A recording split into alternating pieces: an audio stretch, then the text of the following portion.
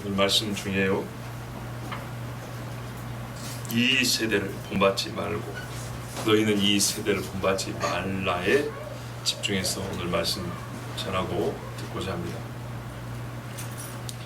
우리 아이들이 나오라는데 나오는 모양만 되고 또 들어가 버리네.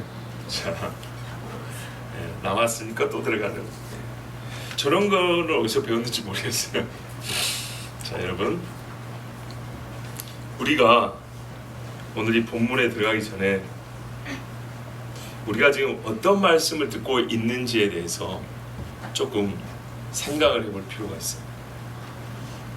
우리는 보통 로마서 1장부터 11장까지는 교리고 12장부터는 그 말씀대로 삶은 생활 지침 내지는 실천편, 이렇게 간단하게 이름을 붙입니다. 그런데 여러분, 왜 앞에 교리가 있고 뒤에 소위 말하는 실천편이 있을까요? 이게 거꾸로 되면 안 될까요? 왜 안 되죠?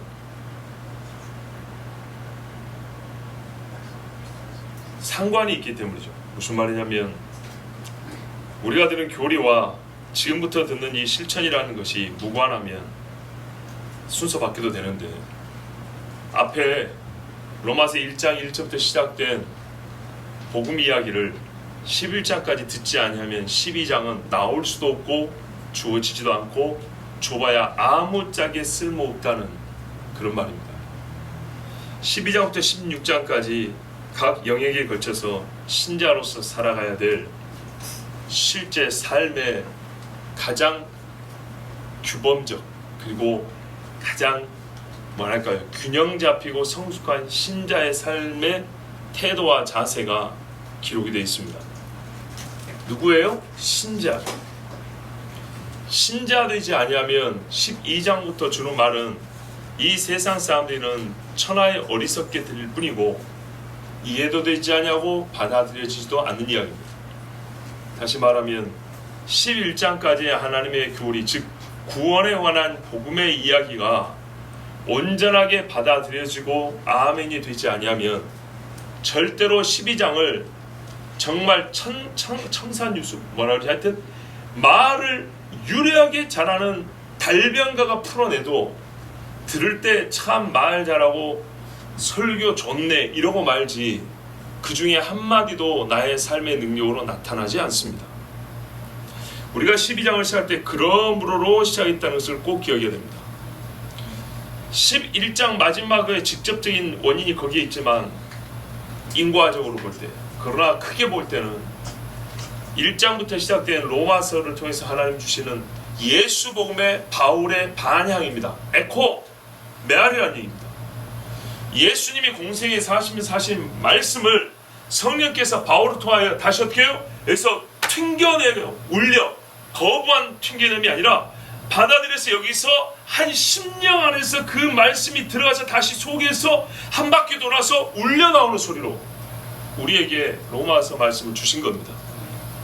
그런데 이 말씀이 들려지지 아니할 때 예수님을 못 받았던 사람들, 그 실천에 있어서 예수님을 못을 받고 예수님이 부활했다는 소식을 못 들었던 것처럼 이 11장까지의 복음이 들려지지 않은 사람은 12장부터 16장까지의 이 구체적인 실천편을 아무리 얘기해줘도 전혀 들리지 않냐고 현실성 없는 그냥 교회에서 듣기 좋은 하는 이야기 정도로 취급하게 됩니다. 왜냐하면 12장부터 우리가 듣는 이야기는 산상수훈의 2부와 같거든요. 산상수훈의 재방송, 뭐라 하죠? 우리가 리메이크 한다 그러죠. 같은 대본을, 같은 영화인데요, 약간 구성을 달리가지고 스토리를 조금 바꿔가지고 기본 틀은 똑같아요. 새로 만든 걸 리메이크 한다 그럽니다. 산상수훈에 예수님이 복 있는 사람은 어떤 사람은 복이 있다, 어떤 사람은 복이 있다 할 때 그 팔복 말이죠. 이 세상 사람들은 절대 그렇게 안 삽니다. 그렇게 사는 것을 지혜롭다 하지 않고 그렇게 사는 법을 가르쳐 주는 데가 없습니다. 꼭 그 반대로 사는 걸 가르쳐 주죠. 그런데 신자 보고 그렇게 살아갑니다. 그래서 보통의 신자들이 듣기 좋은 건 어디까지 하면요, 복이 또다까지를 듣기 좋아합니다. 근데 어떠한 사람이 복이 있다라는 이 부분은 별로 듣고 싶지 않습니다. 왜냐하면 세상에서 배운 거하고 완전 반대거든요. 그래서 제가 마태복음 산상수훈 설교할 때 뭐라 하냐면, 거꾸로만 말하면 진리인가? 거꾸로만 말하면 다 옳은 것인가? 이렇게 아주 도발적인 주제를 붙이고 설교를 했어요. 교회는 세상과 다르게 말하고 다르게 말하는데 의의가 있고 거꾸로 말한다고 진리가 아니에요. 그런데 예수님 팔복에서 말씀한 것은 본래 것을 세상이 뒤집었기 때문에 다시 뒤집는 것이 진리인 겁니다. 그래서 그 부분에서는요, 성경이 거꾸로 말하면 진리냐? 예스입니다. 거꾸로 말해야 옳은 것입니다. 세상이 뒤집어버린 거기 때문에. 그런데 그것이 세상이 뒤집었기 때문에 곧 세상은 그렇게 사는 법이거든요. 근데 그걸 다시 뒤집어서 살려니 됩니까? 안 됩니까? 어렵죠? 믿음이 없고 예수를 알지 못하면 절대로 안 됩니다. 오늘 말씀 똑같습니다. 산상수훈의 리메이크입니다.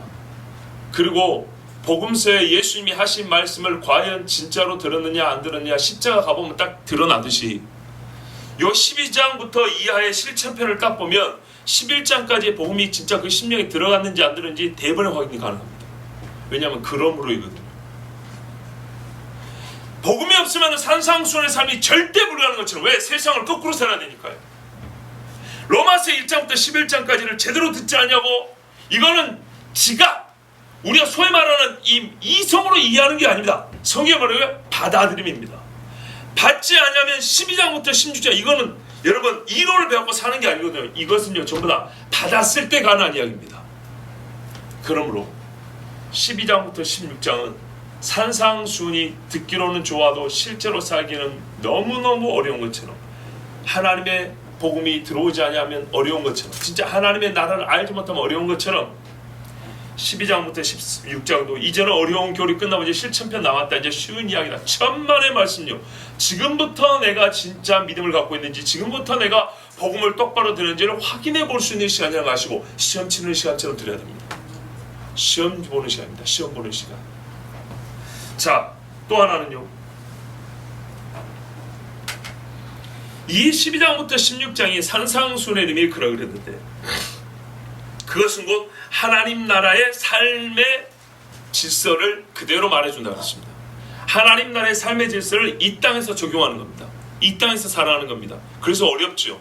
그런데 여러분, 이 땅에서 하나님 나라의 삶의 질서를 살려면 항상 무엇을 생각하며 살아야 될까요? 그렇죠. 하나님 나라를 생각하며 살아야 됩니다. 세상 사람들이 보기에는요, 뜬구름 잡는 사람처럼 보여야 됩니다. 매우 이상주의자라고 그러죠. 맨날 현실감이 떨어지고 꿈같은 얘기하는 사람들 있죠. 예수쟁이들이 말이죠, 세상 사람들이 듣기에는 꼭 꿈꾸는 사람처럼 보여야 돼요. 진짜요. 그런데요, 우리가 이 부분이 훈련이 약하다는 걸 인정해야 됩니다. 무슨 말이냐면, 우리는 신학교에서 얼마 하나님 말씀을 들은 다음에 혹은 해석을 한 다음에 현실에서 어떻게 적용할 것이냐를 반드시 합니다. 필요한 작업인데 이 일을 반드시 하다 보면 하는 중에 어떤 이 말씀의 변형이 일어나냐면요, 말씀이 현실화가 되어버려요. 무슨 말씀인지 아시겠어요? 말씀이 현실에 적응을 해버린다고요. 아하, 해석을 쫙 해놨는데 이걸 어떻게 이렇게 보세요. 이렇게 직선으로 뻗은 말씀을 말이죠, 해서 이렇게 곱게나, 이야 이런 뜻이었어, 좋았어. 이걸 어떻게 여러분 현실로 우리가 살아갈까요? 적용을 어떻게 할까요? 할 때 이것을 이렇게 정의하고 이렇게 해야 되는데, 적용하는 중간에 이렇게 휘어요. 말씀이 현실화되어버립니다. 말씀이 역사 속에 나타나는 것이 아니라 우리가 현실을 살면서 고집도 굽히고, 그렇죠, 양심도 가끔 꺾고, 체면 봐서 조금 그냥 모른 척도 하고, 그런 것처럼 말씀을 내가 하나님의 말씀 아닌 내 육체가 이 땅을 살면서 조금 꺾이는 그것을 말씀에다 적용을 시켜서 말씀을 현실에 적용한다는 미명이지만, 실제로 보면 내가 세상 살면서 본래는 고대해야 되는 나를 꺾어서 사는 것처럼, 말씀을 내가 이거 말씀을 같이 붙들고 살라니까 내가 꺾는 순간에 말씀을 좀 꺾고, 내가 이렇게만 말씀을 꺾어서 적용한답시고 하면서 결국에 보면 말씀이 뒤에 가면 다 이렇게 꺾여버려요. 그런 경우 많죠. 양심적으로 많아요. 적용이 아니고요, 적용이라는 미명하에 우리가 말씀을 나한테 맞추는 시간이에요. 나 맞춤형 말씀. 분명히 여러분 말씀에 모든 사람이 맞춰야 됩니다. 근데 각자에다가 말씀을 맞추면 이렇게 다 삐뚤어진다고. 그래서 이 삐뚤어진 부분들을 다 모아놓으면 어떻게 돼요? 하나님 말씀 없어져 버려요. 이런 일이 많아져요. 그런데 이거를 방지하기 위해서 어떻게 되는지 아십니까? 이 꺾이는 이 부분이 왜 생기냐면 현실에 그대로 살기 어렵기 때문이거든요. 예, 소위 세상 사람들 보기에 비현실적으로 보이는 그 부분이 여기서 말씀이 약간 꺾어요. 근데서 그대로 펴보세요. 그러면 세상 사람이 어떻게 볼까요? 비현실적이라 말하겠죠? 이것이 비현실적이고 좀 고상하게 말하면 이상적인 말이에요. 이상적. 우리가 보는 세상과는 다른 더 고차원적인 세계를 꿈꾸면서 바라보는, 옛날에 말입니다. 유럽에서 노예를 팔고 노예를 동원해서 산업과 농업을 발달시켰어요. 예, 품삯을 정당히 주고 사람 장사를 했어요. 그런데 어떤 예수쟁이들은 말이죠, 하나님 앞에 똑같은, 성경에 보면 헬라인이나 자유자나 야만이나 유대인이나 이방이나 다 하나님 앞에서 하나라 그러죠. 이 말씀에 근거해서 노예를 부를 때는 사람 취급을 안 했고 사람이라고 부르지 않았거든요. 예, 원수가 비슷하게 봤어요. 그런데 이게 당시에 사람들이 사는 방법이고 생각했어요. 이것을 뛰어넘는 게 뭐냐면 노예도 사람이다 하고 이 사람들을 고용을 해야지 짐승처럼 부리면 안 된다, 이렇게 주장하는 사람도 있었어요. 그리고 이들이 똑같이 우리와 함께 한 예배당에서, 같은 예배당에서 정상적으로 함께 예배드리는 것을 꿈꾸는 사람들이 있었어요. 우리나라도 말이죠, 조선시대 처음에 복음이 들어왔을 때 반상의 구별이 분명한데 양반과 쌍돈 말이죠, 이걸 없애고 한 예배당에서 커튼 안 치고 똑같이 앉아서 주인과 종이 같이 예배드린다, 이거는 당시 상황에서 말도 안 되는 거죠. 그런데요, 선교사들은 꿈을 갖고 왔어요. 그게 꿈이었다고요. 수십 년 동안 이루어지지 않지만 그게 꿈이었어요. 이 조선에 들어와 보니까 이 계급 사회가 돼가지고 이거를 내가 어쩔 수가 없었어. 그래서 헬라이나 야만이나 차이가 없다는데 조선에서는 꼭 그렇게 고집하면 안 돼. 약간 이 정도로 봐줘야 돼. 그래서 교회에서 커튼 하나 쳐줘야 돼. 양반 자리하고 저기 쌍놈 자리하고, 이거는 의자 시트도 여기는 까죽이고 저기는 그냥 저기 나이론이고, 이 정도 해줘야 양반들이 교회를 안 떠나요. 이렇게 꺾이면 돼야 안 돼요? 아니죠. 뭐라고 가르쳐야 됩니까? 양반이 까죽 의자에 앉으면 쌍놈도 까죽 의자에 앉는 거고, 쌍놈이 나이론 의자에 앉으면 양반도 나이론 의자에 앉는 겁니다. 그리고 그 말은 곧 양반과 쌍놈이 없다는 뜻입니다. 이렇게 가르치고 그렇게 교회가 되어야 되겠죠. 그런데 이 복음이 막 들려졌을 때 그 복음을 전한 자와 받은 자 사이에는 갭이 이렇게 넓어요. 그래서 받은 자 입장에서 전한 자는 이상주의자처럼 보여요. 꿈은 좋습니다만 이렇게 보이는 거예요.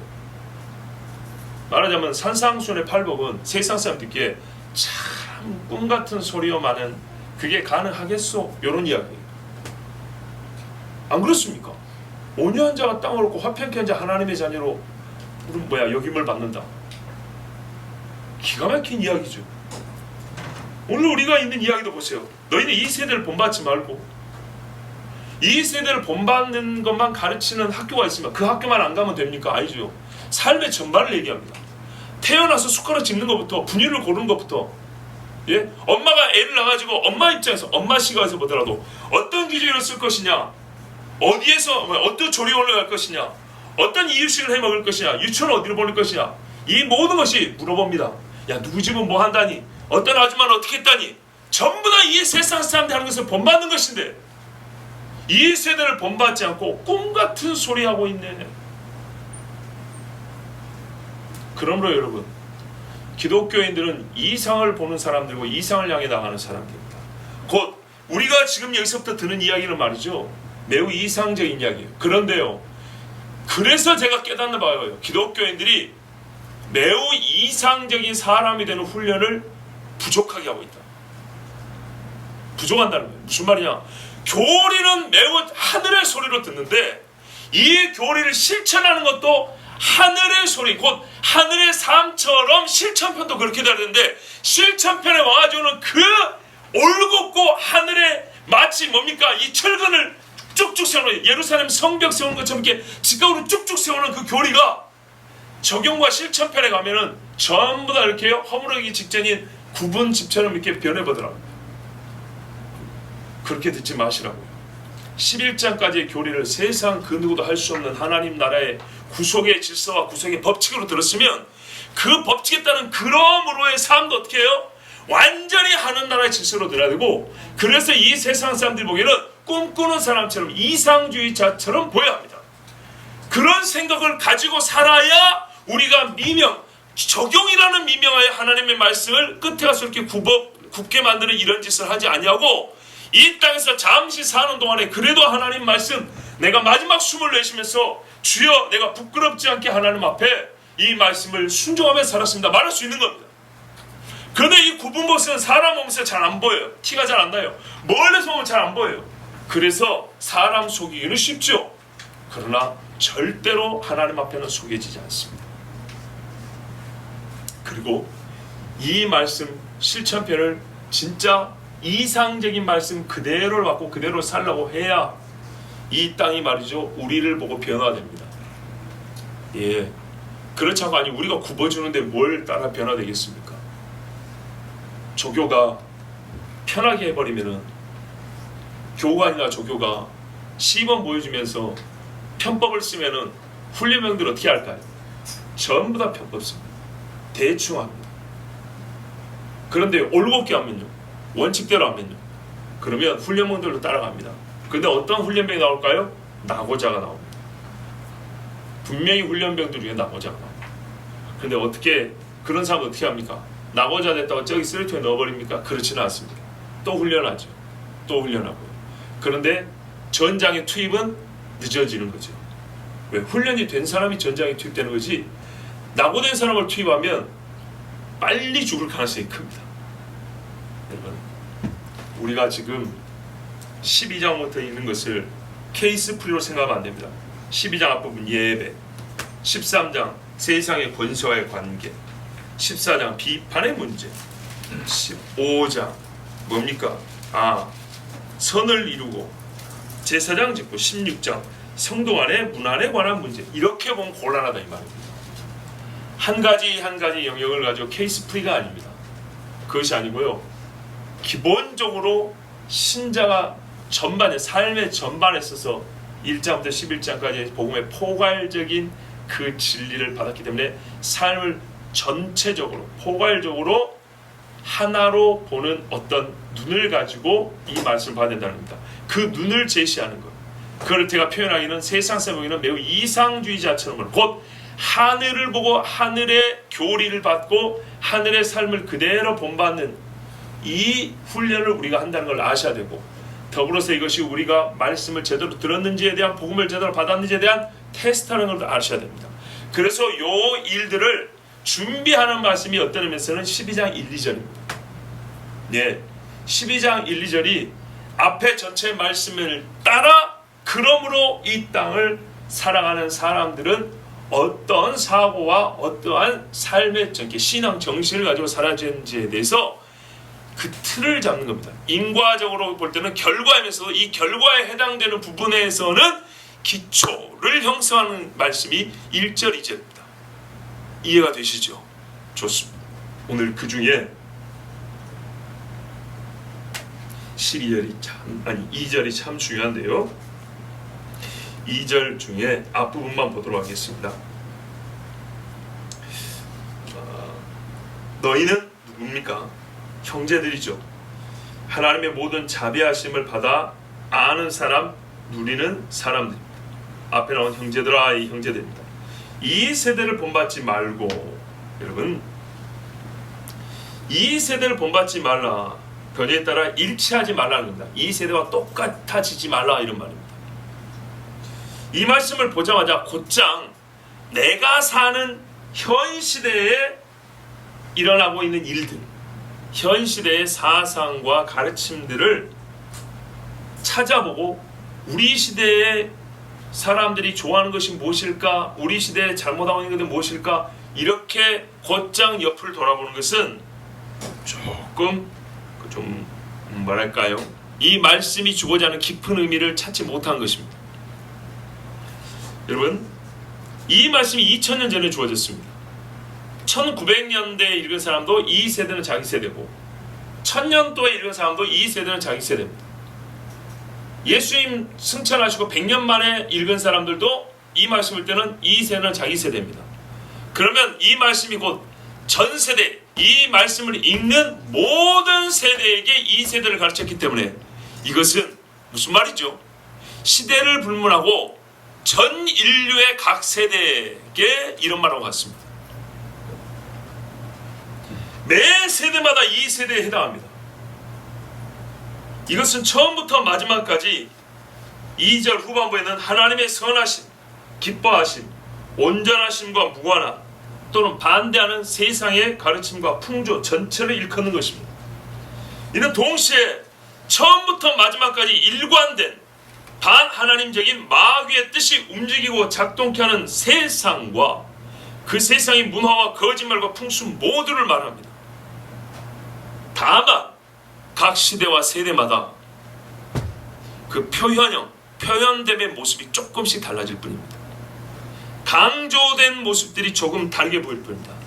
기술의 소위 진보에 따라서 그것들이 기술의 옷을 입고, 즉 기술적 측면에서 저급한 기술의 옷을 입고 표현되느냐, 진보된 고급형의 기술의 이 옷을 입고 표현되느냐의 차이지 본질상은 각 세대가 다르지 않고 똑같습니다.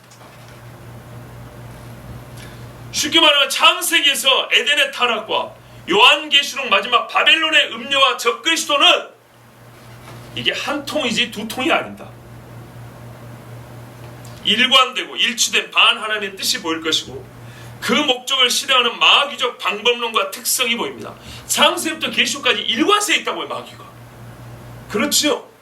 그렇기 때문에 각 세대하면 여러분 100년 전 우리 구한말 선조들의, 구한말도 아니죠, 벌써 일제시대네.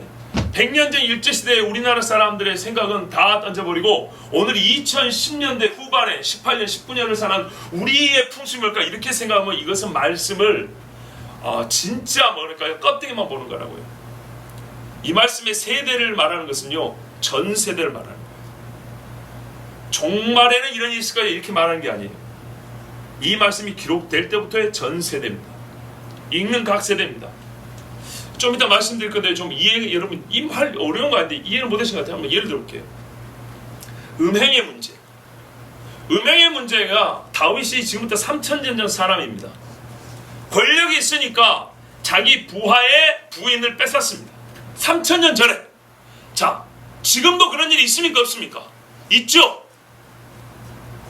뭐가 다릅니까? 똑같다 그 말입니다. 아시겠습니까? 오늘날 아니 어떤 사장이 말이지 자기 직원의 부인을 뺏었대. 너 확 잘라버린다 이렇게 겁받고 뺏었대.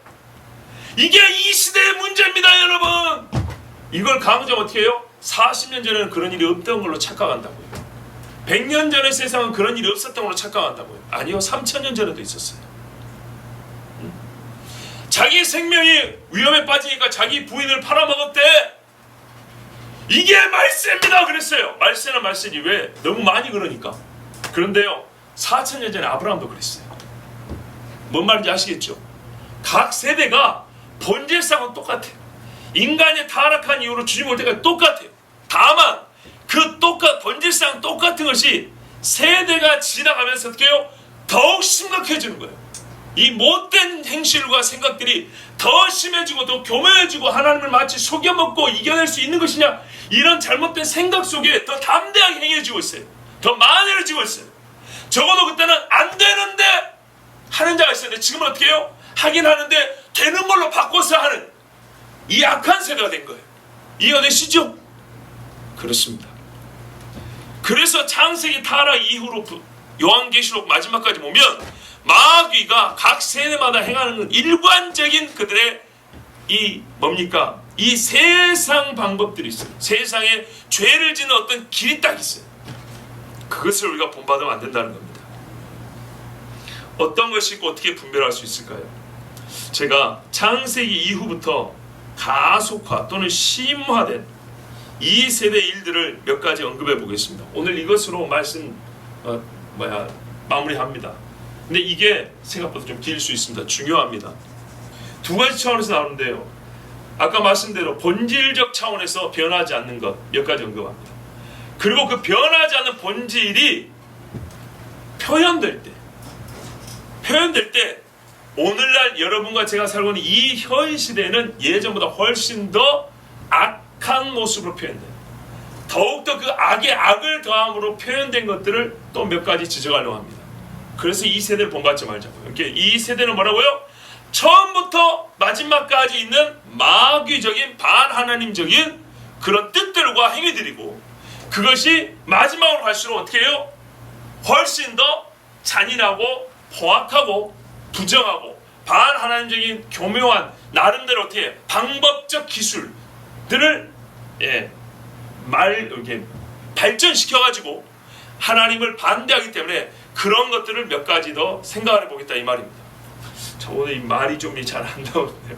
죄송해요. 물 좀 더 주십시오. 본질적으로 이 세대가 어떤 거냐? 첫 번째는요, 에덴 동산에서부터 보면 하나님이 없는 세상을 원하는 것입니다. 하나님이 없는 세상을 원하는 것은 에덴 동산부터 요한계시록까지 일관됩니다. 혹시 여기에 반대하는 분 계십니까? 두 번째입니다. 본질적인 이 세대의 모습입니다. 하나님의 부재를, 즉 하나님 없습니다를 어떻게 현실화하냐 하면 말씀의 부재로 현실화합니다. 하나님이 없기를 바라는 사람들은 항상 말씀을 없애버립니다. 마귀가 한 짓이 그것이고요, 거짓 선지자들이 한 일이 그것입니다. 이스라엘 백성에서 하나님의 말씀을 없애버렸습니다. 그러면 어떻게 됩니까? 하나님 없는 나라가 되어버립니다. 하나님의 부재를 말씀의 부재로 현실화하기 때문에 그것을 하기 위해서는, 말씀의 부재를 현실화시키기 위해서 부추기는 것이 뭐냐면 하나님의 말씀을 거역해도 괜찮아하는 식으로 안심을 시켜줍니다.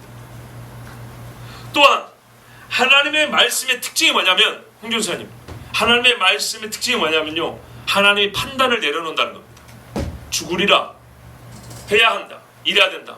그런데 말씀의 부재, 말씀의 거역은 어떻게 하냐면 판단 내린 하나님의 말씀은 인간이요 수용할 뿐입니다. 받느냐 안 받느냐 뿐인데, 그렇지 않냐고 재판단을 내립니다. 재정의를 내립니다. 이게 마귀가 한 짓이죠. 이게 신학자들이 한 짓입니다. 또 하나님의 말씀의 부재로 하나님의 부재를 현실화한다는 것은 어느 시대나 그러는데, 중간이 없는 하나님의 말씀, 이걸 배중률이라고 합니다. 배신한다, 등을 진다는 거예요. 중간을 등을 진다는 겁니다. 기면 기고 아니면 아니고 중간은 없다. 하나님의 말씀이 이렇게 되어 있습니다. 그런데 중간을 설정합니다. 하나님이 단호하게 마침표를 찍은 것을 물음표를 붙입니다. 개연성과 가능성으로 바꿉니다. 이런 식으로 해서 하나님의 말씀을 우리 마음에서 없애버립니다. 물음표 하나 붙여놨을 뿐인데 점령하다 힘이 없어지면, 그러면 결국에는 어떻게 해요? 하나님은 말씀으로 역사하기 때문에 하나님이 없어져 버립니다. 어느 시대고 항상 이와 같습니다. 그런데 이게 좀 심한 시대가 있고 좀 덜한 시대가 있습니다. 이거를 대놓고 칼을 대놓고 하는 사람이 있고, 어떤 때는 어떻게 해요? 신학적 작업으로 교묘하게 하는 시대가 있습니다. 오늘날 이 시대가 이렇게 다를 뿐입니다. 표현형이 다를 뿐이지 본질적으로 이게 뭡니까? 이 세대가 하는 짓입니다. 세 번째는 하나님께서 주시는 은혜와 선물에 대한 불만족입니다. 항상 이런 식입니다. 선악과 그거 안 먹어도요 충분히 먹고 살만합니다. 그렇죠? 에덴 동산은 하나님이 각양 것을 다 주셨습니다. 거기다가 뭐까지 줬어요? 보이지 않는 힘까지 줬어요. 통치권까지 줬어요. 그런데도 불구하고 희한하게 마귀는 거기에다가 불만을 느끼게 했어요. 그러므로 교회에서도 우리가 이것을 조심해야 됩니다. 하나님이 주신 큰 은혜가 있는데 희한하게 매우 작은 불만이 생깁니다. 그러면 어떻게 되죠?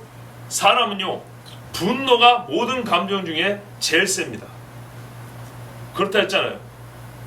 아니, 로또를 당첨해가지고, 일반 세상 사람들 말로 로또를 당첨해갖고 은행에서 돈을 찾아오는 길인데도 이웃 사람에 맨날 나하고 싸우는 사람이 있어요. 그놈만 생각하면 에이 이러고 온다고요. 그럴 게 뭐예요? 로또를 당첨했는데. 근데도 그래요. 사람의 감정 중에 마음을 지배하는 힘이 가장 큰 것은 분노입니다. 보통 불만에서 분노가 옵니다. 광야에서 무슨 일이 벌어졌죠? 종에서 자유를 줬는데 한다는 소리가 고기가 먹고 싶다고 하나님 앞에 불만을 토로했어요. 그 불만은 얼마나 심했냐면 하나님의 그 뭡니까? 권위와 능력을 완전히 무시하고 부정하는 지경까지 갔어요. 그래서 하나님 말했죠? 내 손이 짧아졌느냐 이렇게 말했어요. 무섭게 들어야 되는데요. 정말로. 그 손 한번 휘두르면 다 죽는 겁니다. 애굽에서 장자가 어떻게 죽는지 봤잖아요. 그런데도 겁을 상실해버려요. 왜요? 내가 지금 불만이니까. 사람이 그러죠. 황은 어떻게 해요? 그러든지 말든지 이렇게 돼버리죠. 이때가 사고치기 제일 좋은 겁니다.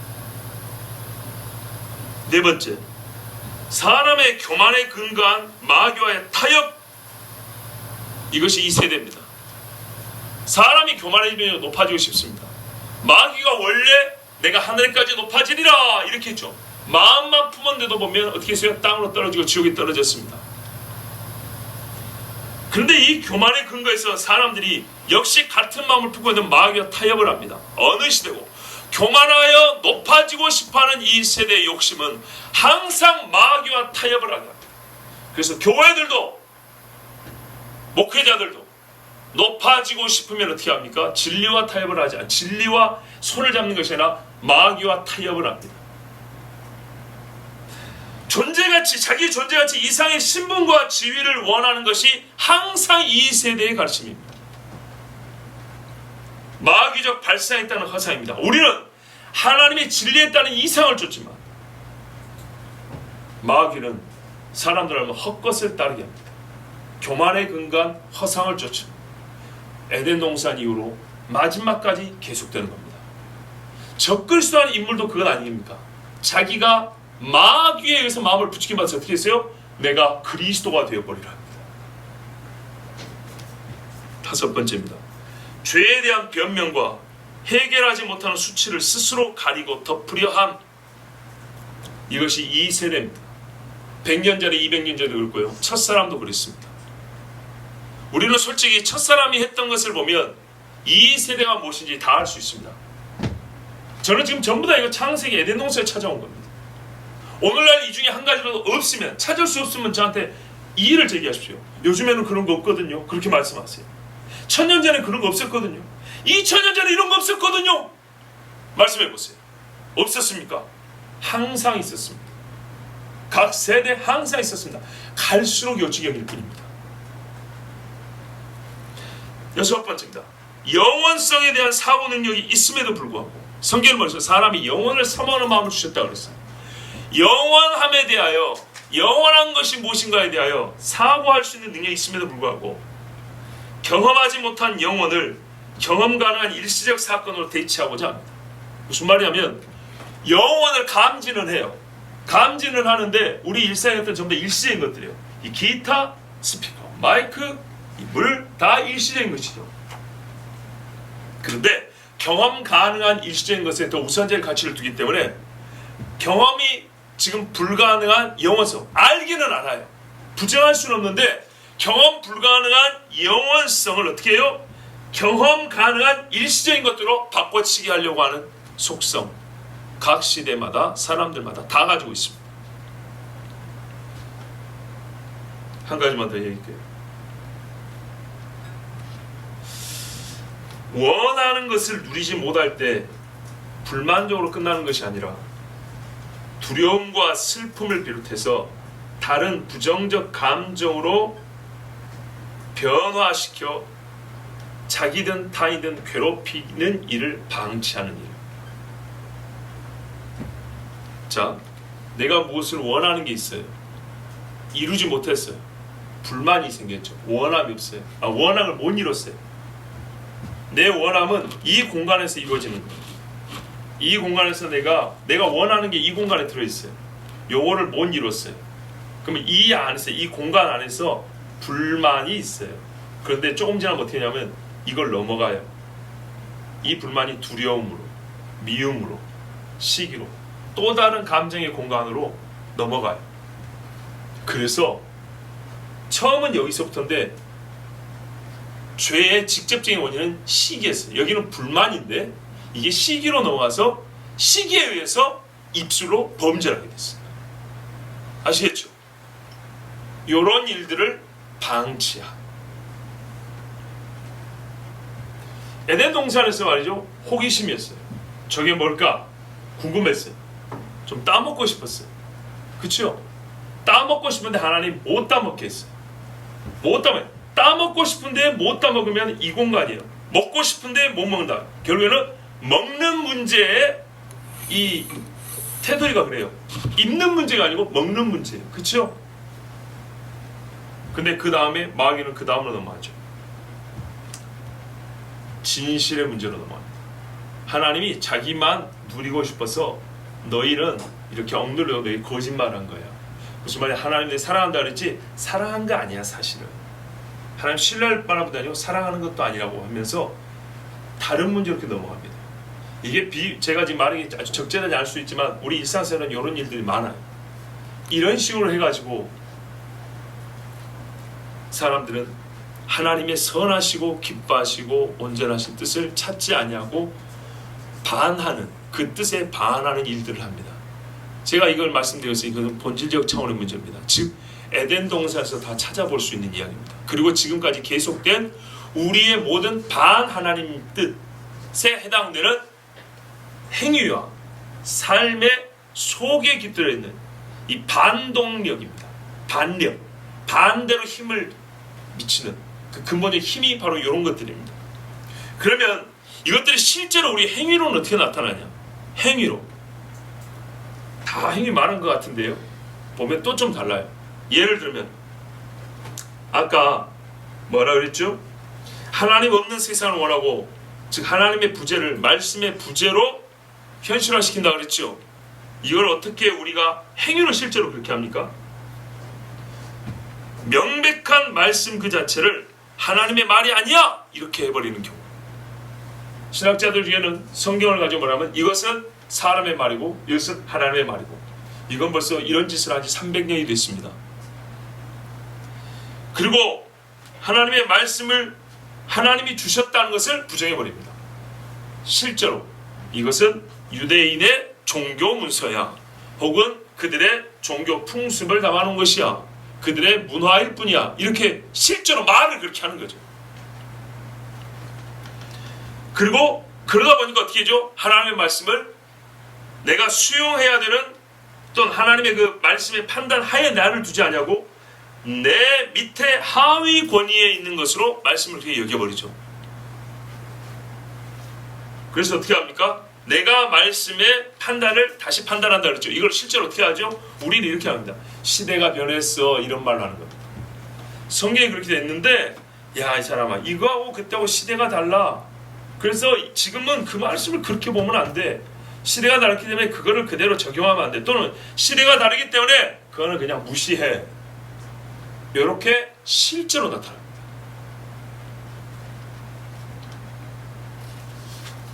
또는요, 음행은 무엇입니까? 육체의 쾌락을 극대화하는 것입니다. 그때도 있었고 지금도 있었고 항상 있는 거, 각 세대마다 있는 것인데 어떻게 되죠? 갈수록 심하다 그랬죠.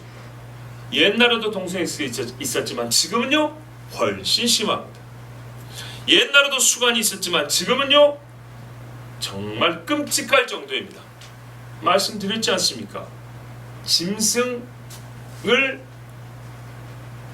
참 이 표현이 말 되는 건데, 짐승의 성을 파는 사창가가 생겼다. 개 한 마리 몇만 원이라고 개를 내준다고, 염소를 내주고. 지금만 그렇습니까? 성경의 레위기를 잘 보세요. 레위기 보면 수간이 나와요. 그런데 그때는 어쩌다가 어떤 사람이 했겠지만 지금은요 하나의 사업입니다. 각 세대가 똑같은데 뭐가 다르죠? 제가 표현의 방법과 정도가 다르다 그랬죠.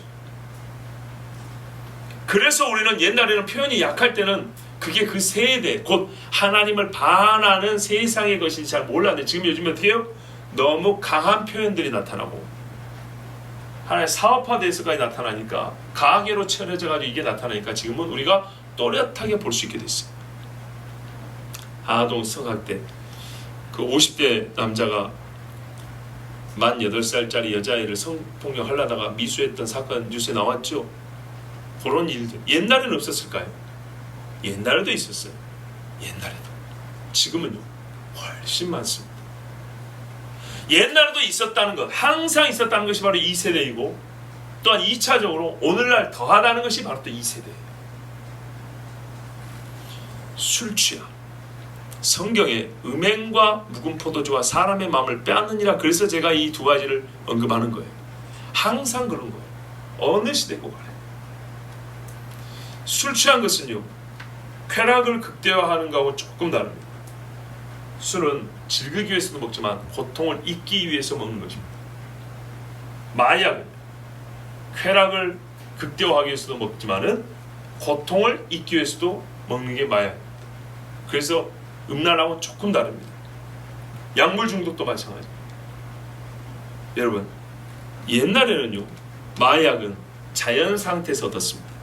술도 곡식을 빚어서 얻었습니다. 술 취함이 사람으로 하여금 하나님을 거스르게 한다는 것은 다합니다.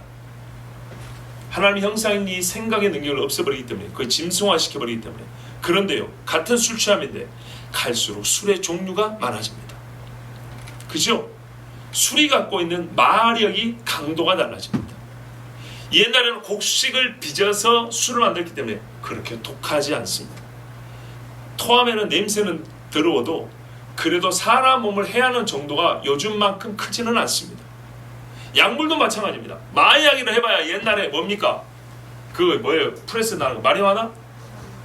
예? 양귀비. 예. 기껏해야 그 프레스 나는 거 갖다 떼는 겁니다. 마약이긴 하지만 그게 요즘 나오는 별의별 마약 종류 얼마나 많은지 제가 다 외우질 못합니다. 그 무지막지한 실험실에서 뽀글뽀글 해갖고 막 섞어가지고 막 이렇게 해가지고 만든 마약보다는 훨씬 약합니다. 오해하지 마세요. 나 지금 마약 쓰라는 얘기가 아니고 사람이 이 마귀의 약이라고 불리는 마약을 섭취하고 쾌락을 얻거나 또는 고통을 잊고자 하는 것은 옛날에 하지만 똑같은데 이 세대로서는 똑같은데 지금으로서의 이 세대는 어떻게 한다고요? 그 마약을 아주 세분화하고 실험실에서 독한 원료를 가지고 만들어서 그거 몇 번 하다가 사람을 폐인을 만들어버립니다.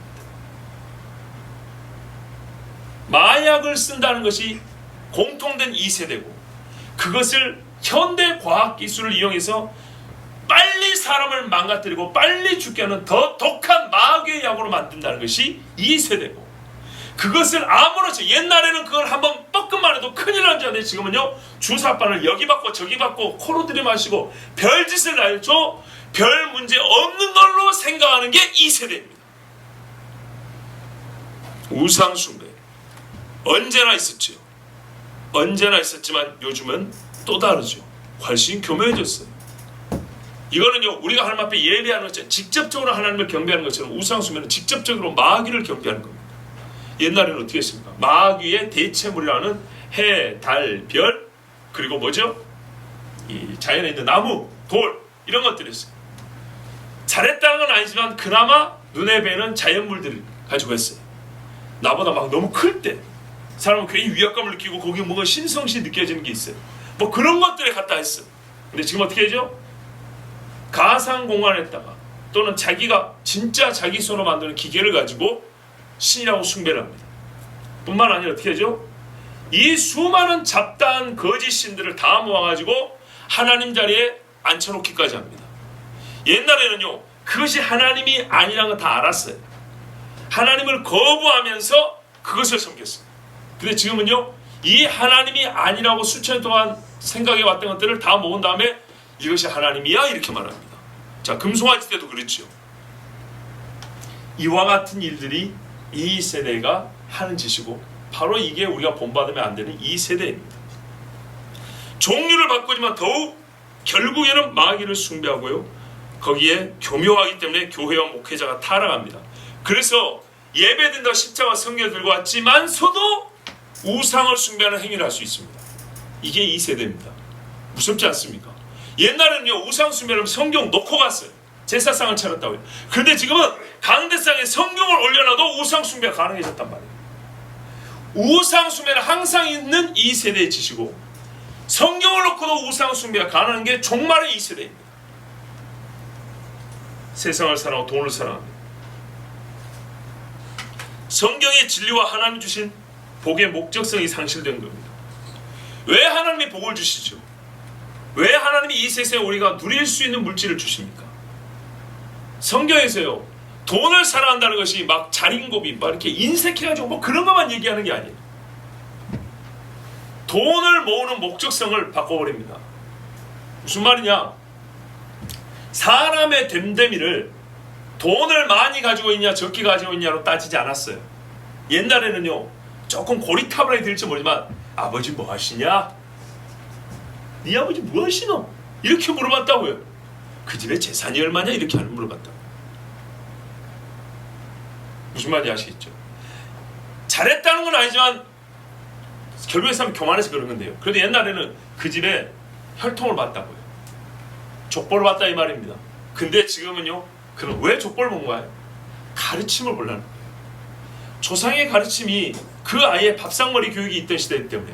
지금은 밥상머리 교육이 없으니까 아버지가 아무리 잘나도 애가 밖에서 얻는 거 들고 오면은 아무 상관없이 크죠. 근데 옛날에는요, 교육의 대부분은 집에서 가르쳐줬어요. 그렇기 때문에 그 아버지의 됨됨이를 보면 아들의 됨됨이를 보고, 엄마의 됨됨이를 보면 딸의 됨됨이를 볼 수 있기 때문에 부모를 물어보고 할머니 할머니를 물어봤어요. 진짜 그랬습니다. 그런데요, 사람이 돈을 사랑하니까 어떻게 되냐? 뭐 몇 억의 친구를 배신하는 이런 거는 뭐 예산 이야기고, 돈이 무엇인가에 대한 정의가 달라졌어요. 왜 필요하고, 왜 모아야 하고, 무엇을 위해 써야 되는지. 돈이 사람의 존재 의미와 존재 가치를 정해주는 척도가 되어버렸어요. 지금 시대는 그래요. 그래서 어떻게 하죠? 돈만 되면 다 해. 또 다르게 말하면 돈이면 안 되는 게 뭐가 있니? 이런 소리를 교인들도 서슴없이 합니다. 제가 옛날에 경험했던 이야기 한번 해드렸습니다. 첫 사역할 때 저랑 동갑내기 청년부 회장이 있었어요. 그런데요, 그날 예배를 마치고 제가 좀 마음이 좀 그랬어요. 예배당 2층인데 3층에 가가지고 잠깐 장의자에 누워 있었어요. 그러니까 2층에서 안 보이는데 그 청년들 몇 명이 뭐 정리하는 중에 회장이 말이죠, 다른 청년한테, 후배 청년한테 그러는 거야. 야, 돈이면 안 되는 게 뭐가 있어? 돈이면 다 돼. 돈이면 안 되는 게 뭐야? 제가 그날 설교를 돈이면 안 되는 게 다 뭐야? 돈이면 안 되는 게 어딨냐? 이런 식으로 살면 안 된다. 분명히 그 비슷한 설교를 했던 것 같아요. 그런데 그걸 꼭 뒤집는 말을 자기 후배한테 회장이 가르치는 거예요. 돈이면 안 되는 게 뭐가 있어? 여러분 봐보세요. 교회 청년이 그때 당시 28, 29입니다. 그런데 그 친구가 세상에서 뭘 배웠을까요? 나름대로 이름 있는 기업에 다니고 있었어요. 그러니까 그 친구는 어렸을 때부터 교회를 다니고 엄마랑 함께 신앙생활을 하긴 했는데 뭘 배웠어요? 교회에서조차도 8복은 가르쳤는데 8가지 복이 있다는 걸 가르쳤는데 그 복이 세상과 다른 삶의 방식을 살아갈 때 얻는 복이라는 것을 배우지는 못했어요. 그래서 나이 먹어서 이제 장가갈 때가 다 됐는데 하는 소리가 돈이면 안 되는 게 뭐가 있냐 그랬죠. 자, 그런데 아까 봐보세요. 이게 죄가 얼마나 무서운가. 돈에 대한 사고방식이죠. 넘어간다 그랬죠. 자기가 돈이 많으니까 애들을 데리고 그때 찬양팀 리더를 했단 말이죠. 한번 얘기 들었죠, 옛날에. 찬양팀 수련을 갔어요. 맥주 사오라고 시켰어요. 그래가지고 왜요? 여러분 잘 보세요. 내 말이 거짓말인가? 우리 대학교 다니는 친구가 봐보세요. 취직하기가 너무 어려우니까 선배들 중에 누가 이름 있는 회사에 취직했다면 거의 우상시 되는 거예요. 아, 얘 선배님 이렇게 따라가는 거예요. 걔가 말이죠, 다른 애들한테 술 다 먹였어요. 허심탄회 얘기해보자. 뭘 허심탄회 할 건데 서로 뭐 싸운 것도 아닌데. 참 허울 좋은 이야기죠. 그러면서 다 술 취해가지고 찬양팀 수련회로 가가지고 기도 한번 찬양 한번 부르지 않냐고 술 퍼마시고 일반 대학교 MT하고 똑같은 짓을 하고 왔어요. 이게 이 세대입니다. 옛날 청년들 안 그랬을까요? 그랬죠. 옛날에도 술하면 고등학생도 담배 뻐끔뻐끔 막는 애들이 있었죠. 그래도요 자기 교회 전도사님 무서워서 숨어서 했어. 어른들 볼까봐 이렇게 털고 왔다고. 어떻게 해요? 대놓고 사와. 그리고 제가 알고 책망을 했죠. 들을까요 안 들을까요? 돈이면 안 되는 게 뭐니? 이런 사고방식을 가진 사람은 돈에만 그런 식으로 생각할까요? 아니죠. 하나님 말씀 매사가 우습습니다. 절대 잘못했다 소리 안 합니다. 이 세상은 뭘 가르치나 아까 그랬죠. 제가 뭘 말했습니까? 죄에 대한 변명과 해결하지 못하는 수치를 스스로 가리고 덮으려 함. 죄라는 말을 절대 안 합니다. 절대 우리에게 과제가 있습니다. 우리에게 좀 부족함이 있습니다. 이렇게 얘기하지. 죄라는 말은 절대로 안 합니다. 그것 때문에 청년들이 아주 그냥 작사량하게 생겼는데 절대로 말 안 합니다.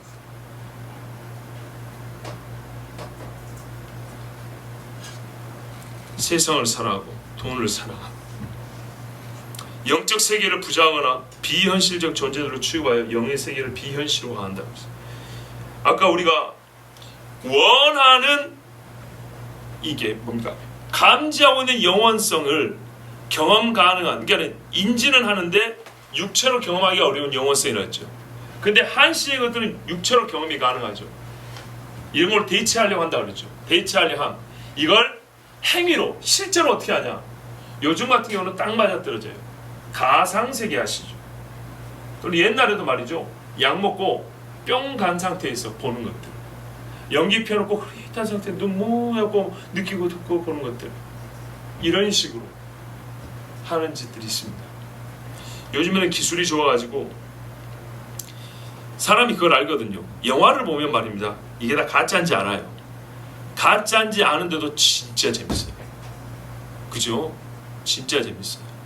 그리고 그 영화 안에가 어떤 영적인 세계가 나오면 영화로 꾸며낼 수 있는 영적인 세계잖아요. 그걸 아셔야 돼요. 영적인 세계는 사실 영화로 꾸며낼 수가 없어요. 사람의 기술로 이거를 표현할 수가 없어요. 그런데 사람의 영화 같은 것으로 우리 컴퓨터 CG 기술로 보이지 않는 세계를 보이게, 그것도 스크린에다 보이게 표현을 해버리잖아요. 그러면 딱 그 정도 수준인 줄 알아요. 영의 세계라는 것이. 진짜 완전히 차원이 다른 세계라는 것을 몰라요. 스크린에 표현되는 좀 이상한 세계 정도예요. 전사님 이해되죠? 결국에는 스크린에 표현이 되는 거예요. 영의 세계라는 것이 스크린에 표현되고 음악으로 들려주고 요 정도에서 끝쳐버려요. 결국에는 경험되는 걸로 끝나는 거예요. 이제 좀 차이 아시겠죠? 이 세대의 본질적인 반하나님적인 그 어떤 본성, 그거를 현실화하는 행위로는 어떻게 하는지, 이걸 어떻게 또 예전보다 더 아주 심화하여 반하나님적인 뜻을 갖고 살게 하는지. 여러분, 그런데요, 너희는 이 세대를 본받지 말라 그랬습니다. 이 말씀을 왜 했을까요? 이미 본받고 있음을 전제한 겁니다. 어떤 인간도 이 세상에서 살아가 항상 변하지 않는 그 시대. 여러분, 세상에서 30년 묵으면 그거 벗어버리기 어려운데, 이거는 에덴 동산에서 계속 해온 거예요. 계속 반복 누적. 그래서 후대에 태어날수록 빨리 습득해요. 시간이 오래된 일일수록 우리가 금세 익숙해져서 빨리 배우죠. 왜? 나름대로 안정이 되어 있기 때문이죠. 그래서 요즘 마지막 때에 태어난 사람들은요, 옛날보다요 이 악한 것들을요 술담도 빨리 배워요. 그렇지 않습니까? 음행도 빨리 배워요. 아무렇지도 않게 여기기 때문에 훨씬 빨리 배워서 초등학교 6학년이 음란 사이트 운영자예요. 여러분, 이미 우리는 본을 받고 있고, 그리고 이것을 마음을 새롭게 하는 변화를, 이건 이제 다음 시간에 다시 할 건데, 이것은 지식의 문제가 아니라는 겁니다. 마음은 성경에서 지성만 가리키는 게 아닙니다. 우리의 영과 혼과 육이라고 그러잖아요. 우리의 영을 비롯해서 우리의 사고와 인지 능력을 비롯한 모든 보이지 않는 것 전체를 가리키는 겁니다. 이 전체를 어떻게 말해요? 전체를 가리키는데 이걸 새롭게 알아야죠. 무슨 말입니까? 통으로 바뀌어야 돼요. 통으로 바뀔 때만이 이 세대를 본받지 않을 수 있어요. 이게 진짜 중요합니다. 이걸 성경의 우리 신학적 말로는 거듭남이라고 합니다. 조금 더 본질적으로 들어가면 영의 문제라는 겁니다. 이건 문화의 문제 정도가 아니에요. 이거는 교육 정도의 문제 아니에요. 그거는 영적인 파괴와 타락의 어떤 수단이에요. 예? 마음을 새롭게 하나, 이 마음은 여러 가지가 포함되어 있지만 근본적으로 영의 문제예요. 그리고 이거는 한 번에 뒤집어져야 그 다음부터 옳고 그름을 분별하고 나갈 수 있어요. 거기서부터 미숙을 따지는 겁니다. 여러분, 변화되기 전에는 미숙, 성숙을 얘기하는 게 아니에요. 변화가 됐을 때의 그 정도를 가지고 성숙하다, 미숙하다 하는 거예요. 이 세대를 본받을 때는 뭐라고요? 마음이 새롭게 되지 않은 거라고요. 새롭게 되지 않은 거예요. 고린도가 말하고 에베소가 말하는 옛사람, 새로운 피조물이 아니에요. 전혀 그리스도와 무관한 사람. 오늘 로마서식으로 말하면 11장까지의 말씀을 나와 무관하게 들은 사람이에요. 그러므로 이 이야기는 여러분 진짜로 중요할 뿐만 아니라 그냥 마음 편에 들어서는 안 되고요. 진짜 내가 하나님의 사람인지 복음을 들은 사람인지를 확인해보세요. 시금석, 시험하다 금, 돌석자. 이게 진짜인지 긁어보는 돌이지. 아니면 이빨로 깨물어. 요거를 시금석이라고 해요. 진품과 가품을 테스트해보는 거 시금석이라고 해요. 우리 안에 있는 복음을 진품인지 진짜인지 가짜인지를 확인해볼 수 있는 시금석이 12장 이하인데 그것을 각 영역으로 나눠서 해놨지만은 가장 중요한 것은 1절, 2절이에요. 그리고 더불어 이 3절 이후부터는 시금석이면서 동시에 미숙함을 성숙하게 해주는 교육용 어떤 교련집으로도 읽을 수 있어요. 이 두 가지 기능이 다 있어요. 내가 진짜로 믿음이 있느냐, 복음을 들었냐를 확인해 볼 수 있으며 또한 복음을 갖고 있는데도 부족하구나. 왜? 여기는 상당히 어떻게 해요? 진짜 우리 한국식으로 말하면 수준 높은 말씀들이거든요. 평상시에 생각해보니 오대 것들도 있고 요 정도면 됐겠지 않은데 그 이상을 말한 것들도 있고 그러죠. 팔복이 그런 것처럼. 그래서 양자의 기능을 다 갖고 있어요. 근데 진짜 시금석에 해당하는 부분은 1절, 2절 이 부분이에요. 예수 믿는데 예배 안 드리는 사람이 있을 수 있을까요? 절대 불가능합니다. 그거는 가짜 중에 가짜입니다. 완전 오리지널 가짜입니다. 예배 안 드리는 그리스도인은 없습니다. 그러고 어떻게 해요? 이 세대를 본받는 그리스도인 절대로 불가능합니다. 그런 그리스도인 없습니다. 오리지널 마귀 새끼입니다. 절대로 이 세대를 본받으면서 하나님 자녀 될 수 없습니다. 11장까지 말씀을 우리가 여러분 이거 어떻게 들었는데 어떻게 믿으기까지 하는데 말이 안 됩니다. 자 여러분, 저보다 훌륭한 설교자들은 이보다 훨씬 깊게 훨씬 더 방대하게 여러분에게 이 세대를 본받지 말라는 것을 말씀드릴 수 있습니다. 또 교회에 적시를 하게, 그러니까 우리 현실의 지금 우리 시대의 교회의 문제를 하나하나 꼬집어서 말할 수 있는 분들도 있습니다. 그런 훌륭한 분들이 있으니까 또 이분의 설교들을 많이 찾아보시고, 저는 그분들이 할 수 있는 것 말고 정말 저에게 주신 감동에 따라 오늘 사랑하는 우리 교회는 이렇게 말씀드립니다. 이 세대가 무엇이냐? 왜 이 세대를 본받으면 안 되냐? 여러분, 오늘 말씀 잘 들으셨으면 이제는 기독교 현실주의자이면서 더하여 기독교 이상주의자가 되십시오. 네, 하나님의 말씀은 사실 때문에 역사 속에 나타납니다. 그래서 현실입니다. 근데 이걸 어떻게 현실화시킵니까? 땅만 보고는 절대 현실화 안 돼요. 하나님 보면서 저 하나님 나라의 질서를 가지고 이 땅에 그걸 현실화시키기 위해서 간구하고 애쓰고 수고하는 사람들 되시기 바랍니다. 사도들이 그렇게 살았지 않습니까? 예, 그래서 세상에 감당하지 못했다고 그랬습니다. 여러분, 제가 말이 조금 이 생각만큼 잘 나오지 않아서 뭔가 약간씩 이렇게 좀 딱딱 안 맞아 들은 건 있을 거라고 합니다. 그러나 여러분, 듣는 귀가 훌륭하시기 때문에 제가 오늘 전한 말씀의 요지는 다 들으셨을 거라, 그것도 분명히 다 알아들었을 거라고 생각합니다. 이제 기독교 이상주의자로서, 하나님 복음을 가진 이상주의자로서 그렇게 끝까지 살아가시고 승리할 수 있길 바랍니다. 우리 함께 기도합니다.